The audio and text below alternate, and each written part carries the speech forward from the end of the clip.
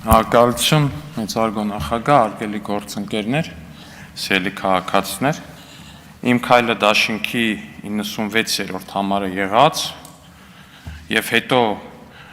2021 թվականի գարնանային տրանսֆերային պատուհանի ընթացքում Քոչարյանի դաշինքի 3-րդ համար տեղափոխված Աննա Գրիգորյանն ասում է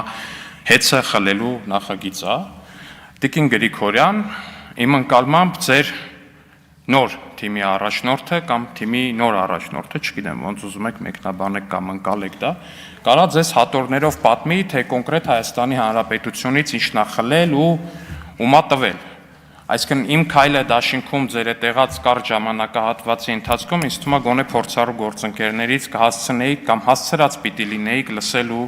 սովորել, թե ինչն են խլել, ումից են խլել, ոնց են խլել, օրինակ ԶՊՄԿ-ում այդ ոնց է էլի, Վահե Հակոբյանի տենց ընտանիքը կամ տենց մերձավոր շրջապատը փայատեր դարել, ասենք, Վահե Հակոբյան ԶՊՄԿ, մի հատ ասեք էլի, այդ անուններն իրար կողք, մի հատ արտասանեք էլի, փորձեք հասկանանք։ Հա, իդեպ Վահե Հակոբյանի կուսակցությունից էիք, չէ՞, դուք նաև իմ բանի դաշինքում մտել, Քոչարյանի դաշինք մտել։ Վահե Հակոբյանը գնաց իր թիմով, բայց դուք էլի մնացիք, այսինքն մի հատ էլ թիմի ներսում եք ոնց որ տրանսֆեր եղել, ես ինչքան հասկանում եմ, Տիկին Գրիգորյան։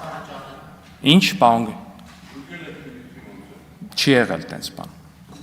Չի եղել։ Հիմա կարա տենց այդ սուտը շարունակեք պնդել տենց ձեզ ենթակա որոշակի լրատվամիջոցներով, բաներով, բայց չի եղել տենց բան։